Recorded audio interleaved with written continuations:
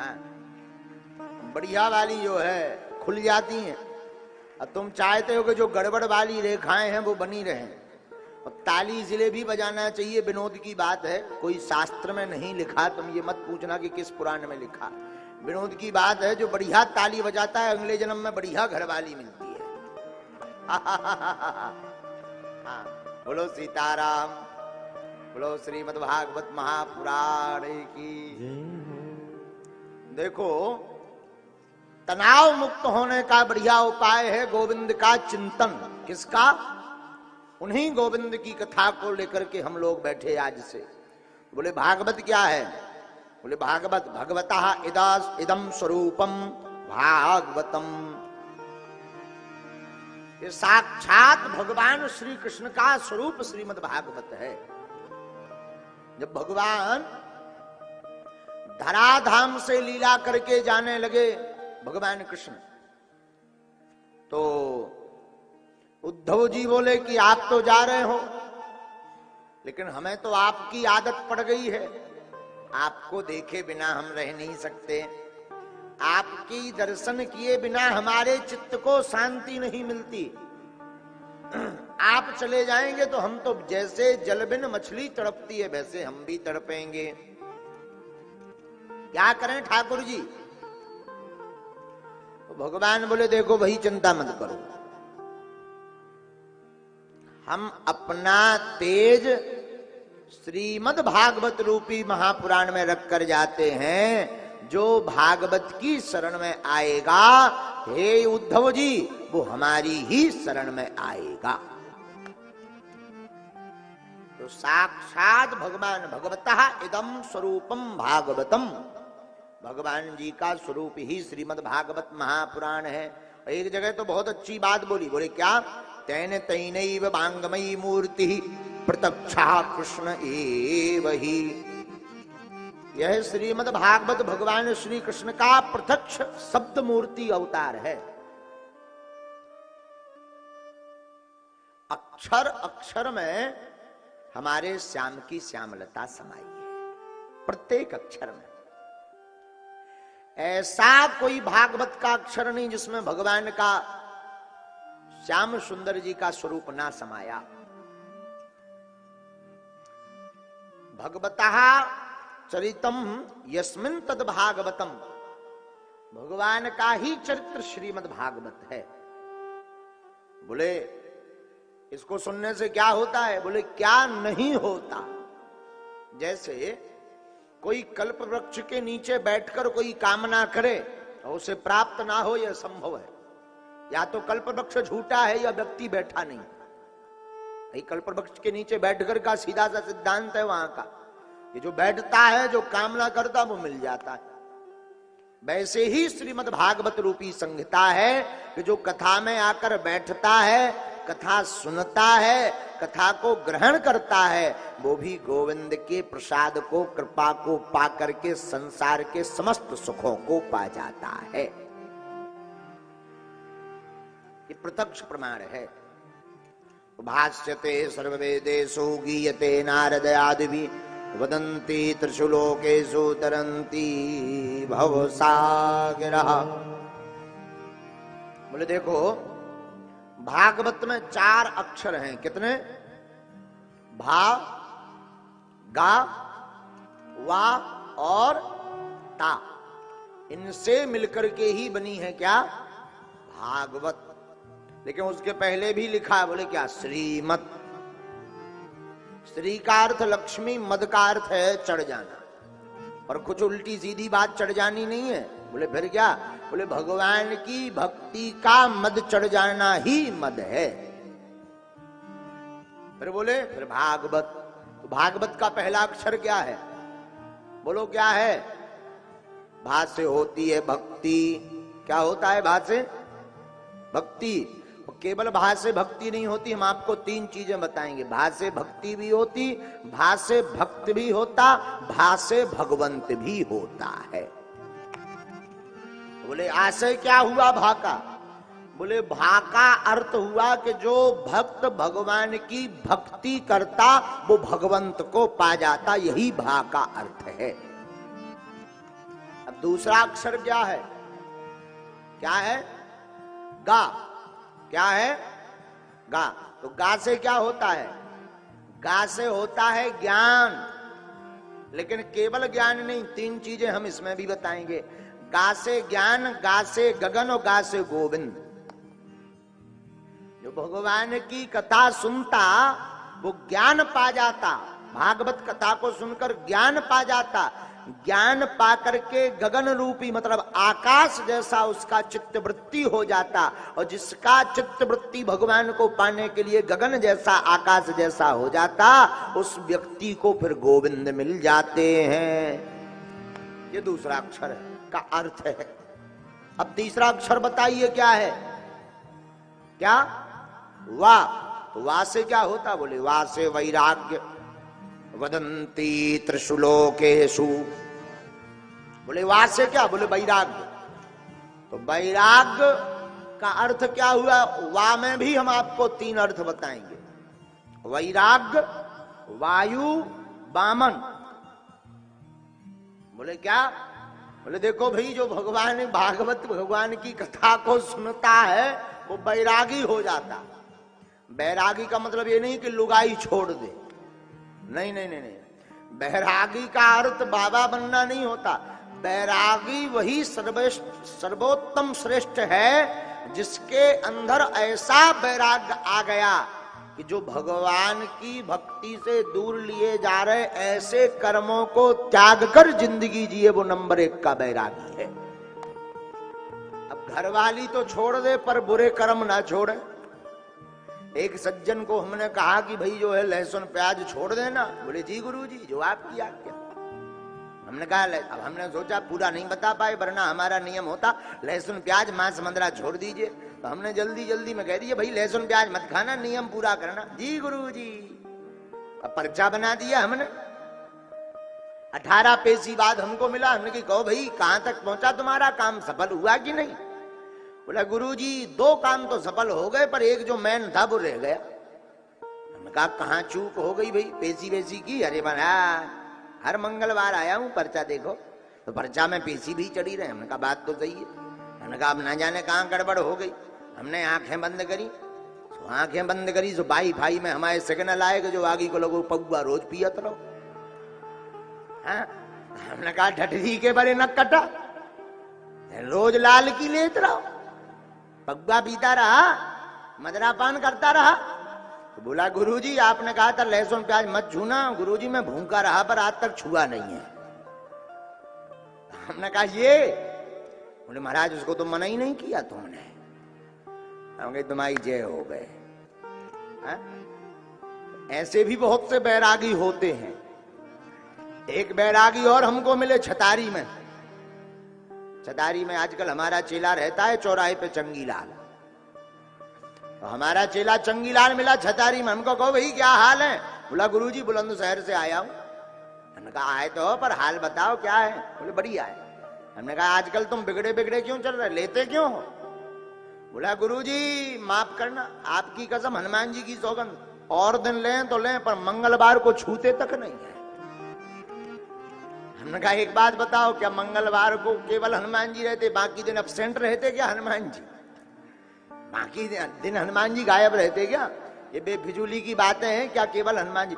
कई लोग हमको मिलते, महाराज जी मंगलवार तो हम नहीं छूते, बाकी तो मंगल तो छोड़ देते। हनुमान जी को हम बहुत मानते, मंगल छोड़ देते। ठटरी के बरे नक्कटा। अरे नक्कटा, क्या बाकी दिन सोमवार के दिन रविवार के दिन हनुमान जी छुट्टी में चले जाते हैं क्या? बोलिए, वो तो सब दिन है। पर गड़बड़ कहाँ होती? हम अपनी सोच ऐसी बना लेते हैं। बोले देखो भाई वैराग्य क्या है? बोले वैराग्य का अर्थ है जो बुरे कर्मों को त्याग दे और जिंदगी बढ़िया जिए, वही नंबर 1 का वैरागी है। वाके 3 अक्षर वैराग्य, वायु, वामन। तो तत्व में जो है एक तत्व है वायु। वायु का अर्थ है श्वास। श्वास लेंगे तभी भक्त जीवित रहेगा, तभी वैराग्य सदा रहेगा। जब श्वास ही नहीं रहेगी तो वैराग्य कहां से सदा रहेगा? इसलिए हमने वायु का प्रयोग किया, लेकिन बाद में वामन का प्रयोग किया। जो व्यक्ति वैराग्य धारण करके श्वास श्वास पर गोविंद का ध्यान करता है उसे वामन भगवान प्राप्त हो जाते हैं। ये वाक का अर्थ है। अब चौथा अक्षर क्या है भागवत का? है? कम पढ़े लिखे होगा। ता क्या अर्थ है? क्या क्या अक्षर है? ता। तो ता से क्या होता? बोले तरंती भवसागर। शास्त्र कहते हैं ता का अर्थ होता त्याग। क्या होता है? त्याग। अच्छा देखो, त्याग भी कई प्रकार का होता है।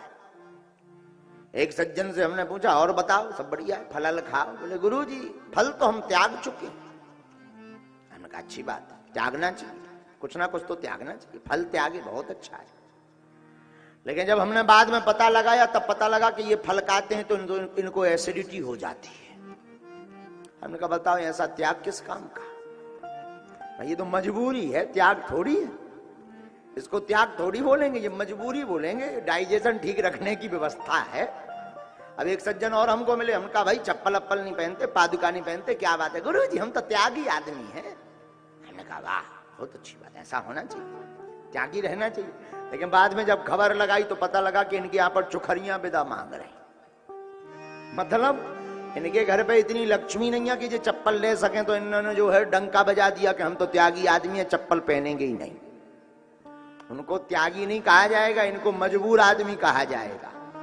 इसको त्याग नहीं कहते। त्यागी व्यक्ति वो है कि भोजन रखा हो पर भोजन पाए ना, मन पर कंट्रोल कर ले, वही सबसे बड़ा त्यागी है। वासना की व्यवस्था हो, वासना में लिप्त ना होकर उपासना में लिप्त हो, वही त्यागी व्यक्ति है। तो त्याग भी अनेक प्रकार का होता, ऐसे व्यक्ति को त्यागी कहा जाता। तो त्याग के भी हम 3 अर्थ बताएंगे। त्याग तोर त्रिभुवन पति, त्याग। दूसरा तोर, तोर का अर्थ होता है जल। क्या होता है? 5 तत्व में जल का भी प्रयोग किया गया, लेकिन हमने अर्थ में क्यों प्रयोग किया सुनिए। जो व्यक्ति त्याग करके जल की भांति भगवान के चलाए अनुसार बहने लगता है, फिर ऐसा व्यक्ति त्रिभुवन पति गोविंद को पा जाता है। यही भागवत का अर्थ है। लेकिन हमसे कोई पूछे महाराज ये तो बड़ा लंबा चौड़ा अर्थ है, इतने में तो भागवती नहीं समझ में आएगी। कोई बढ़िया सा शॉर्ट बताओ। आजकल जमाने में शॉर्ट रास्ता सब चाहते हैं। मंदिर भी जाते हैं तो यहाँ पूछते हैं बताओ भाई वीआईपी गेट कहाँ है, और पहले से ही जाते ही वीआईपी गेट ढूंढते हैं। और तो सब ठीक है पर ये बताओ बीच से कहाँ जाएंगे। आजकल आदमी बड़ा खतरनाक हो गया। माफ करिएगा हम किसी की बुराई नहीं कर रहे हैं, मंदिरों में कुछ बंद हो या ना हो पर वीआईपी गेट जरूर बंद होना चाहिए। हाँ, ये हमारी मांग है भाई। भगवान के दर पर सब समान हैं, क्या राजा क्या प्रजा, सब समान हैं प्रभु के लिए। तो सब भक्त हैं, जब सब भक्त हैं तो बड़ा छोटा क्यों। हाँ ऐसा कर सकते हो लेन लगे पर कोई बहुत विशिष्ट बूढ़ा आदमी साधु महात्मा आ रहा, पैसा बारे भी आ रहे। अब आजकल तो बड़ा उल्टा जमाना, राम ही बचाए हे बजरंग बली तुम्हारी जय होवे। पैसा बारे भी आ रहे तो भाई पीछे के रास्ते से ना ले जाके बीच से ले जाओ तो ना, कम से कम पैसा बारो भी तो धक्का खाए, उसे भी तो समझ में आए कि मंदिर आए हैं। जिस व्यक्ति को बहुत फैसिलिटी दे दो उसके अंदर श्रद्धा ज्यादा जागृत नहीं होती, वो प्रोटोकॉल में ही फंसा रहता है। हाँ बोलो सीताराम। हम तो भुगत भोगी हैं, हम किसी और की क्या कहें, खुद की कहें। जहां ज्यादा ये पुलिस व्यवस्था सेवा हो जाए, जहां टन्न भन्न हो जाए, हाँ साए साए साए साए हो जावे। और मंदिर दर्शन करने जाओ तो यही में फंसे रहो कि हे भगवान जो हाँ चल रहा, दिमाग विचलित रहता है। बड़ी शांति से अगर जावे तो क्या अद्भुत आनंद आता। भगवान का नाम भी मुख से निकलता, सीताराम सीताराम भी निकलता, हाँ साए साए भगो भगो भगो भगो। यही में जाओ तो यही में बिदेराओ कि कोई चपल तो नहीं गया, इसी में रह जाते हैं। तो भगवान के दर पर प्रोटोकॉल नहीं होना चाहिए, संसार में होना चाहिए तो ठीक है। तो हमसे कोई पूछे महाराज भागवत का बढ़िया शॉर्ट कोई अर्थ बताओ, तो भागवत का सूक्ष्म अर्थ यही है, कम शब्दों का, भक्ति। जिस कथा को सुनकर के भगवान की भक्ति जग जाए उसी का नाम भागवत है। भागवत है और भक्ति को जगाकर जो भगवान को पा जाए वही भक्त है।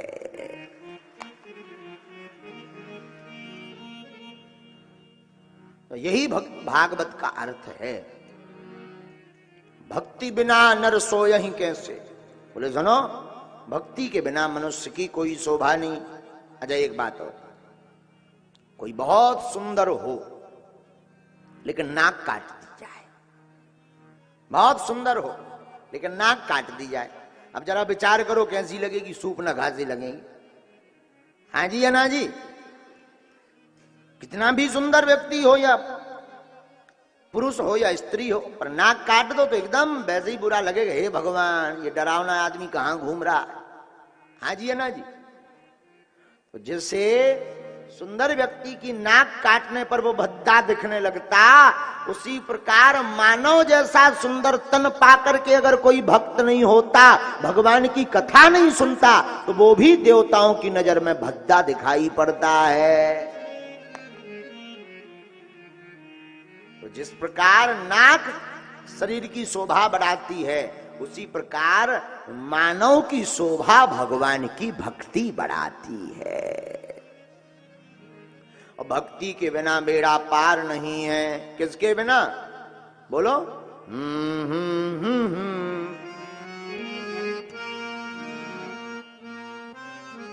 महाराज पर भक्ति कैसी हो?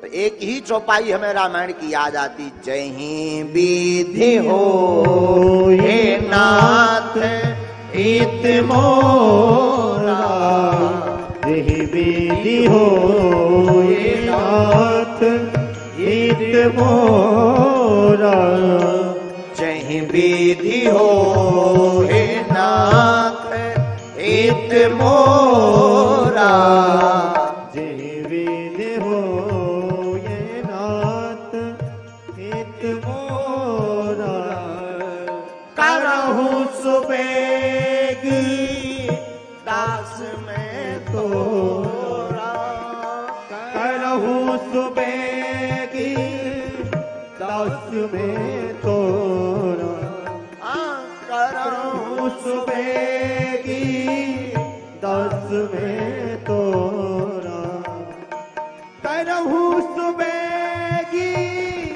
दास में तोरा, करहु सुबेगी दास में तोरा, करहु सुबेगी दास में तोरा, करहु सुबेगी दास में तोरा, जय विधि होए नाथ हित मोरा, जय विधि होए नाथ हित मोरा, करहु सुबेगी दास में तोरा, करहु सुबेगी दास में तोरा, करहु सुबेगी दास में तोरा।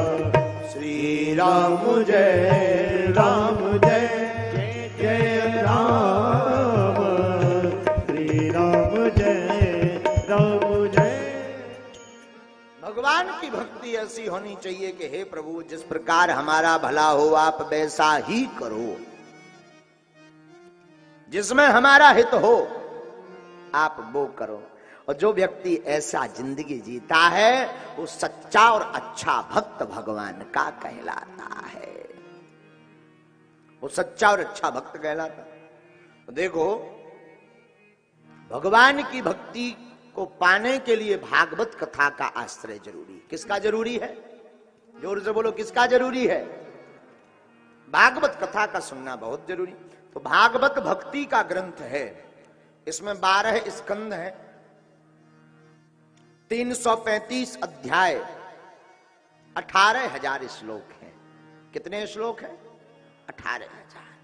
प्रत्येक अक्षर अक्षर में हमारे गोविंद समाये हैं। और पहला श्लोक बड़ा अद्भुत, सच्चिदानंद रूपाय विश्वोत्पत्त्यादि हेतवे तापत्रय विनाशाय श्री कृष्णाय वयं नुमः।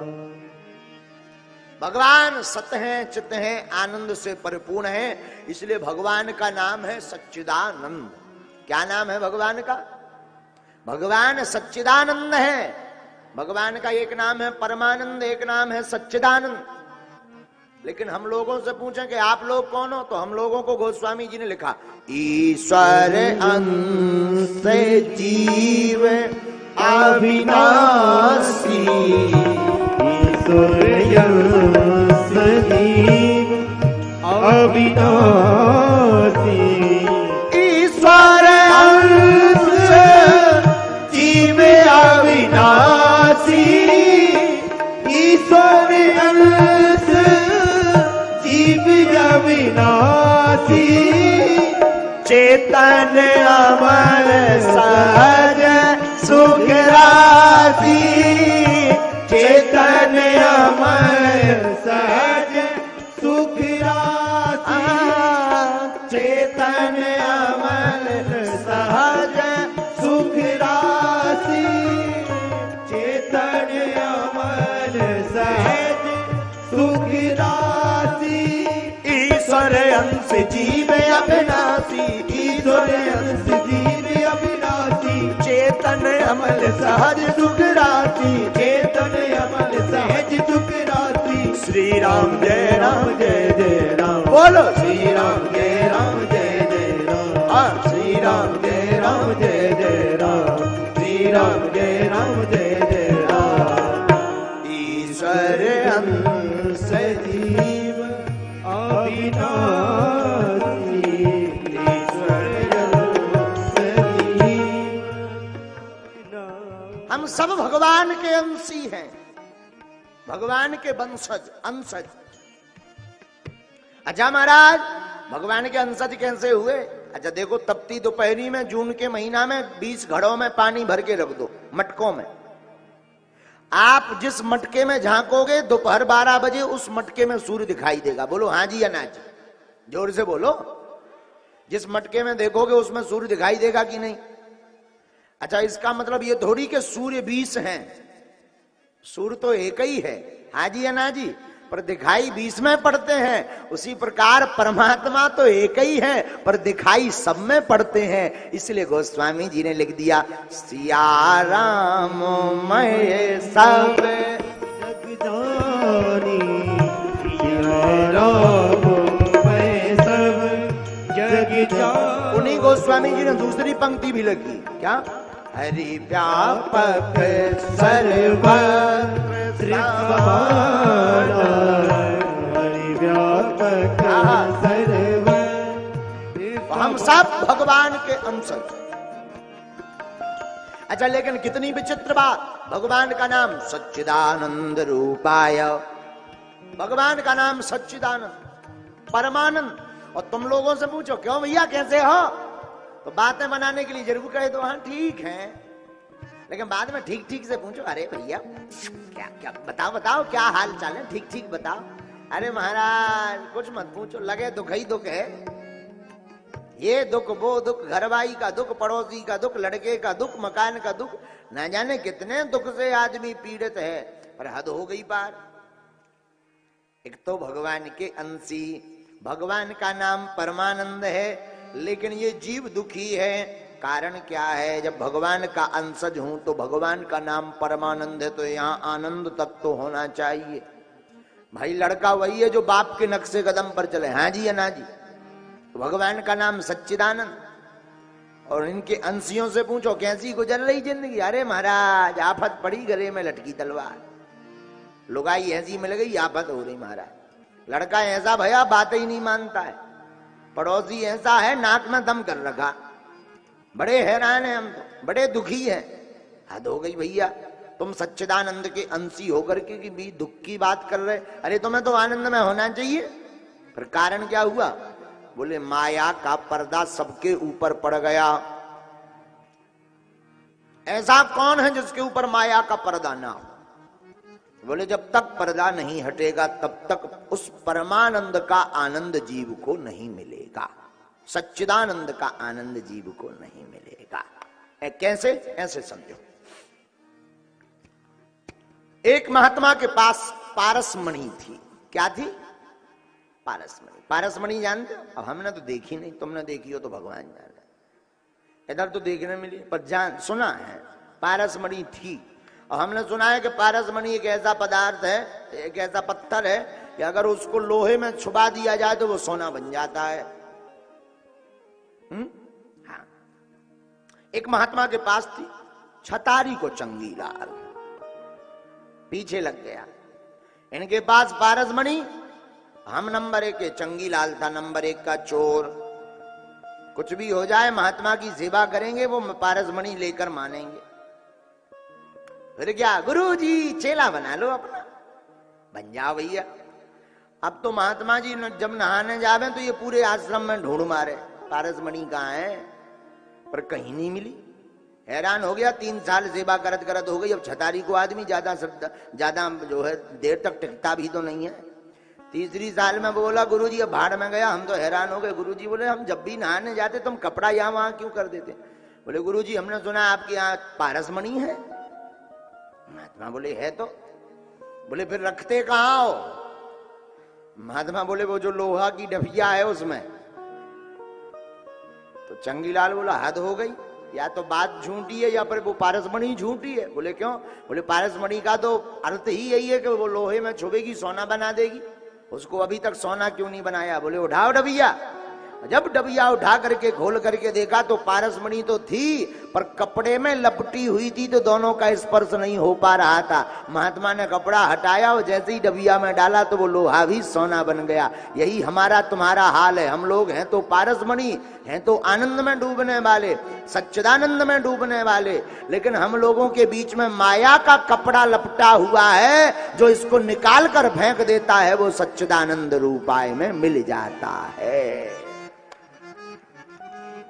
ये हुआ सच्चिदानंद रूपाय। यहां सिद्ध हो गया विश्वोत्पत्त्यादि हेतवे।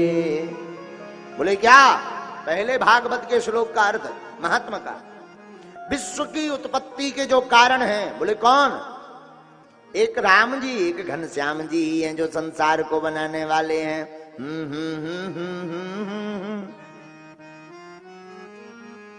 भगवान ही हैं जो पूरी दुनिया को रचते हैं, पूरे संसार को रचते हैं। तो विश्वोत्पत्त्यादि हेतु में बोले भगवान विश्व की उत्पत्ति क्यों करते हैं? बोले भगवान विश्व की उत्पत्ति खेल के लिए करते। कौन सा खेल? जीवात्मा और परमात्मा का खेल। भगवान जीवात्मा को छोड़ देते हैं, जाओ भाई हमको ढूंढ लो तब जाने। और जीवात्मा ढूंढता कहां? मंदिर में, यहां वहां। बोले भगवान होते कहां? वैसे तो भगवान कण कण में व्याप्त हैं, पर बाहर भगवान खोजने से नहीं मिलता। भगवान तो अंदर खो जाने से मिलते हैं। सूत्र याद करो, भगवान खोजने से नहीं मिलते, फिर कैसे मिलते? भगवान की भक्ति में खो जाने से भगवान मिलते हैं। बोलो सीताराम। विश्वोत्पत्त्यादि हेतवे, जो विश्व की उत्पत्ति के कारण है। बोले कौन? नंद नंदन यशोदानंदन। बोले कौन? तापत्रय विनाशाय, जो तीनों तापों को मिटाने की सामर्थ्यता रखते हैं। दैहिक ताप, दैविक ताप, भौतिक ताप। दैहिक मतलब शरीर पर, दैविक मतलब भूत प्रेत पिशाच आदि द्वारा दैवीय ताप मिलता। भौतिक ताप जो संसाधनों से, रसायन से, एक्सीडेंट से, करंट से पैदा होता है। शरीर में भड़बड़ाहट हो जाती, शरीर गल जाता, कट जाता, कट जाता, ये भौतिक ताप है। और पूरी दुनिया में इन तीनों तापों में से कोई ना कोई व्यक्ति एक ना एक ताप में परेशान है। ताप का मतलब कष्ट। बोले लेकिन कौन ताप से बच सकता? तो गोस्वामी जी ने रामायण में उल्लेख किया, दैहिक दैविक भौतिक ताप राम राज्य का नहीं व्यापा। दैहिक दैविक भौतिक ताप राम राज्य का हो नहीं व्यापा। दैहिक जैविक भौतिक ताप राम राज कहु नहीं व्यापार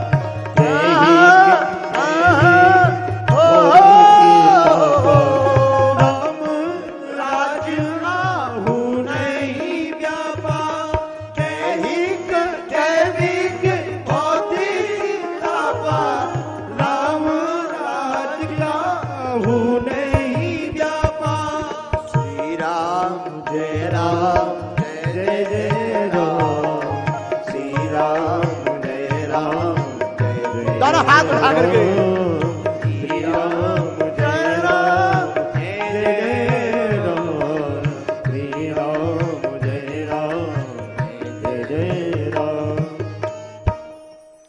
तो तीन प्रकार के ताप जो है भागवताकार ने बताए, दैहिक दैविक भौतिक। तापत्रय विनाशाय, जो भगवान तीनों तापों को मिटाते हैं। बोले कौन? श्री कृष्णाय वयम नमः। ऐसे भगवान एक ही है। भगवान नंदन नंदन यशोदानंदन देवकी नंदन चितचोर माकन चोर मुरली मनोहर छलिया, मुरली वाले माधव मुरारी गोविंद दामोदर, भगवान श्री कृष्ण ही एक ऐसे हैं जो सब तापों को मिटा देते हैं। ये भगवान की मंगल स्तुति पहले श्लोक में की। आगे भागवत की महिमा बताई। जब परीक्षित जी को श्री सुखदेव जी कथा सुनाने लगे तो देवता जो है अमृत का कलश लेकर आए कि एक काम करो, ये अमृत इनको पिलाओ, क्योंकि इनको मरने का श्राप है 7 दिन में, और ये भागवत हमको दे दो। तो सुखदेव जी हंस गए कि देवताओं तुम बड़े चतुर हो, तुम तभी आते हो जब तुम्हारे फायदे का सौदा होता है। अब देखो भाई, इसके जिम्मेवार तो हम नहीं हैं। परीक्षित जी से पूछो, अगर वो कह देंगे तो हम भागवत अमृत तुम्हें दे देंगे, कथा अमृत, और ये सुधा अमृत, तुम ये जो लाए हो अमृत, ये इनको पान करा देना। तो बोलो परीक्षित जी, कौन सा अमृत पियोगे? कथा अमृत पियोगे या जो समुद्र मंथन में अमृत निकला वो पियोगे? तो परीक्षित जी बोले देखो भाई, और तो सब ठीक है, ये बताओ फायदा किसमें है? श्री सुखदेव जी बोले फायदा तो एक ही अमृत में है, कथामृतम। बोले क्यों? बोले सुनो, अमृत का पान कर लोगे तो मरोगे तो नहीं, पर हाथ पांव तो टूट जाएंगे।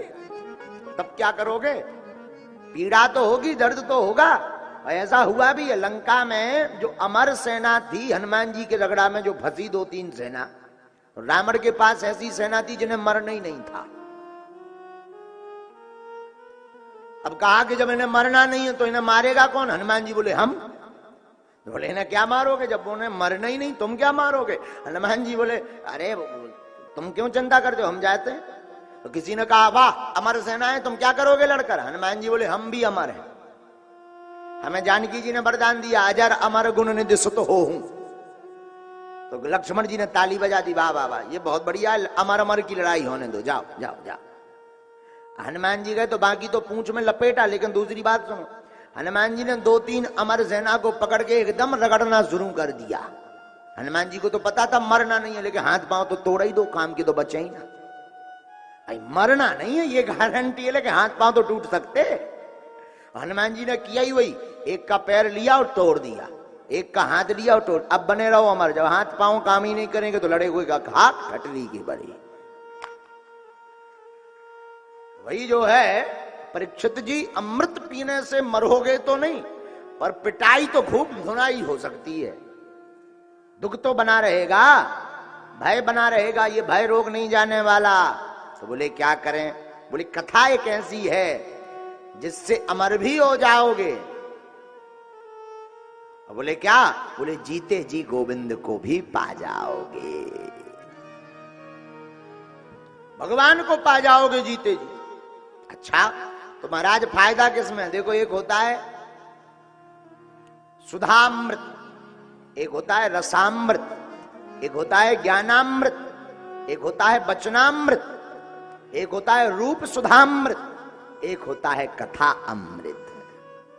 लेकिन जो कथा अमृत है वो अद्भुत है। कथा को बोले बाकी अमृत को मुख से पीना पड़ता है, लेकिन कथा अमृत को कानों से पीना पड़ता है। जो भगवान की कथा में आकर बैठकर अपने कानों से कथा को सुनता है, उसका हृदय एकदम निश्चल पवित्र होकर के भगवान की भक्ति के लिए सुदृढ़ हो जाता है। तो देवता बोले बताओ परीक्षित जी क्या करना है? परीक्षित जी बोले महाराज हमने तो निर्णय कर लिया, हम तो कथा अमृत का ही पान करेंगे। देवताओं जाओ कथा अमृत ही पिएंगे, ये तुम्हारे अमृत की जरूरत नहीं है परीक्षित जी को।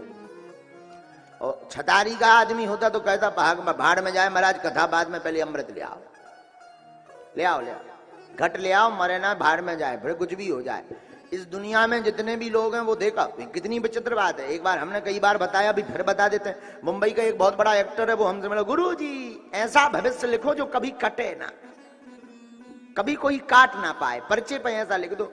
हमने पर्चा लिया, लिख दिया मरना तय है। उसने कहा था ऐसा भविष्य लिखो जो कभी कटे ना। हमने पर्चा लिया, पेन लिया, लिख दिया मरना तय है। अब तेरे बाप में दम हो तो काट के बता, ले हो। अब क्या गलत लिखा भाई, क्या गलत लिखा? बोलो सीताराम, जोर से बोलो। लेकिन देखो कितनी अद्भुत बात, सबको मरना है पर मरना कोई नहीं चाह रहा। अब आज नहीं, कल नहीं, परसों यहां दरबार लगेगा, ऐसे बूढ़े बूढ़े आदमी मिलेंगे जिनको बिल्कुल 2-4 घंटा बाद। और एक आदमी हमारे पास आया, एकदम लंपा मरोसा, ये टेट का धनुष्बाण बनवा, लेट के व्हील चेयर पे, लंबी वाली व्हील चेयर पर सीधो हमको देखा कि उसके लड़कों ने कहा गुरुजी आ गए, गुरुजी, अरे गुरुजी आओ इधर। हम गए, हम कहा क्या हाल है, भगवान का नाम लो, दिन नजदीक है। अरे महाराज ये सोना कहा, हम कहे अब फिर से ब्याह करवा। हमने कहा तुम्हारी ठटरी भरवे वाली है, शरीर बता रहा हो कि ठटरी 2-4 घंटा नहीं तो 2-4 दिन में है। अब शरीर ही बता रहा हो, अब उसमें अर्जी लगाने की क्या जरूरत है? वो बोलो नहीं अर्जी लगाओ। हम अब का अर्जी लगाओ, पर्चा और 1 रुपया को जे अर्जी क्या लगावे, दिख रहा सामने सामने के टेढ़ का दे हो गए हो। अच्छा से हमने उम्र पूछी, हमने बताओ बेटा कितने उम्र के हो गए? बोले गुरुजी 89 साल। हमने कहा वाह। हमने उनसे पूछी शतक लगाऊं ने कहा, हमने उनसे आज हाथ जोड़े, हमने कहा है शतक लगाऊं ने कहा शतक? गुरुजी 2-4 साल और जी ले। अरे हमकी तो ही ठटरी है। बताओ मरना सबको है पर मरना कोई नहीं चाह रहा, ये संसार का हाल है। ये तो बताया है हमने, जो अच्छा हमारे साथ जो घटना घटती हम बता दें तुम, अब करें क्या, घटती हमारे साथ। तो देखो मरना सबको है पर मरना कोई नहीं चाह रहा। लेकिन हम एक बात बोले, मरना तो तय है, लेकिन मरे भी तो ऐसे मरे। तुलसी जब तू आया जगत में, जग हंसा तू रोए, करनी ऐसी कर चलो तू हंसे जग रोए।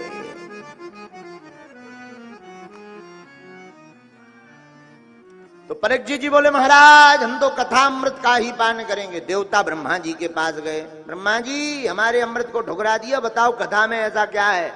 तो ब्रह्मा जी बोले तुम ही देखो 7 दिन में परीक्षित जी का होता क्या है। जब देखा कि परीक्षित जी तो भगवान के धाम को चले गए, तो तब देवताओं की आंखें खुल गई। ये भगवान, भागवत तो कोई साधारण ग्रंथ नहीं है। हम लोग बना लेते हैं साधारण, बढ़िया टेंट लगाओ, मंच लगाओ, बढ़िया पोती धरो, एक बाबा जी बुलाओ, राधे राधे राधे राधे राधे राधे, फिर 7 दिन बाद सब आधे आधे। हम लोग इसी को भागवत मान लेते हैं, पर भागवत भैया कोई राधे राधे राधे राधे वाला भर ग्रंथ नहीं है। भागवत वो ग्रंथ है वर्तमान समय में जिस भागवत को सुनने और कहने से सनातन धर्म की रक्षा होगी, चरित्र का निर्माण होगा और भारत की दिशा और दशा भागवत पुराण से ही सुधरेगी। दिशा और दशा सुधारने के ग्रंथ का नाम है भागवत। क्या नाम है? बोलो क्या नाम है? जिसको सुनकर व्यक्ति की दिशा और दशा दोनों सुधर जावे, उसी का नाम भागवत। बोलो भागवत भगवान की जय। लेकिन भागवत का आनंद तभी आएगा जब प्रभु से लगन लगेगी। क्या लगेगी? बोलो जोर से।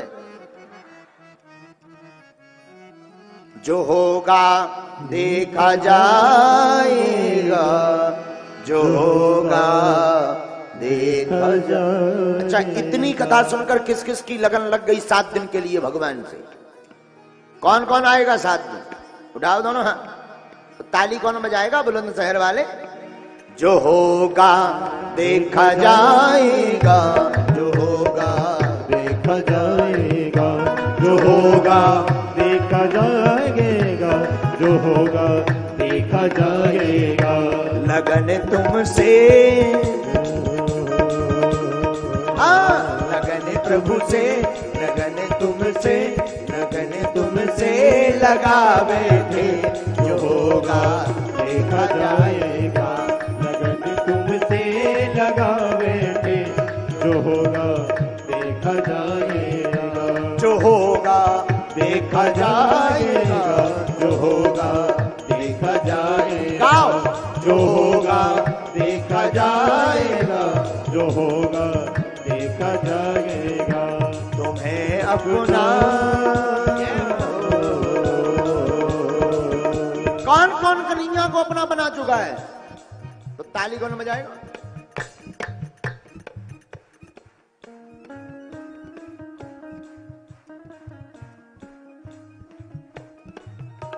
तुम्हें अपना, तुम्हें अपना बना बैठे। जो होगा देखा जाएगा, तुम्हें अपना बना बैठे। जो होगा देखा जाएगा। हरि बोल। जय हो।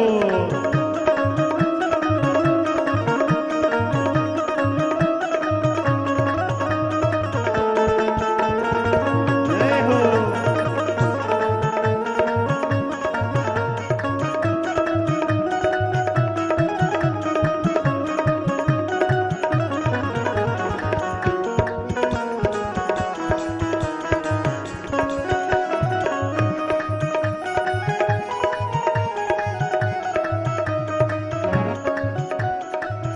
एक कन्हैया,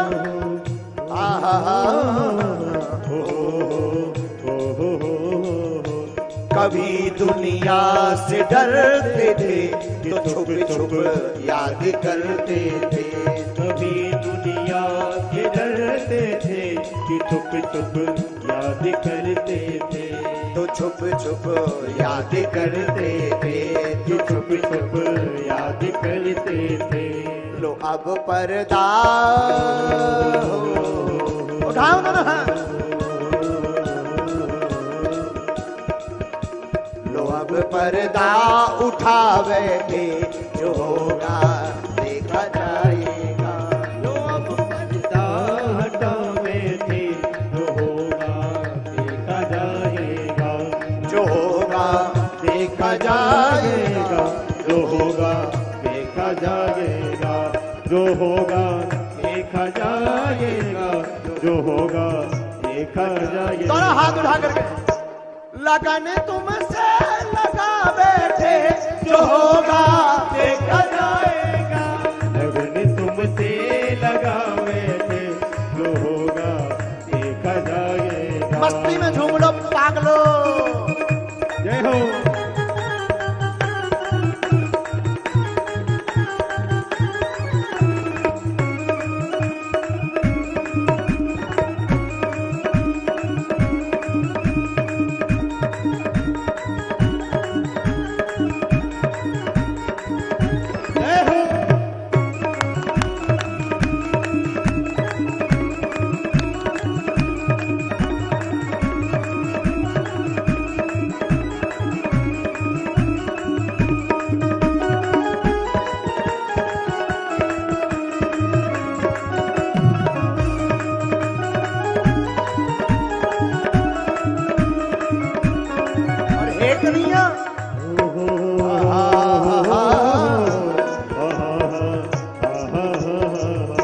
कभी यह ख्याल था दुनिया हमें बदनाम कर देगी। कभी ये ख्याल था दुनिया हमें बदनाम कर देगी।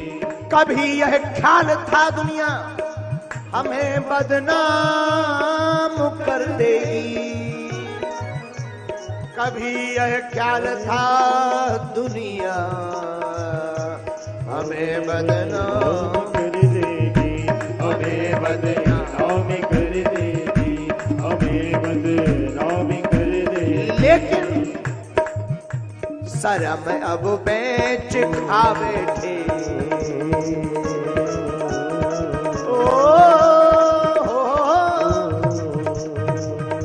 शर्म अब बेच खा बैठे, जो होगा देखा जाएगा।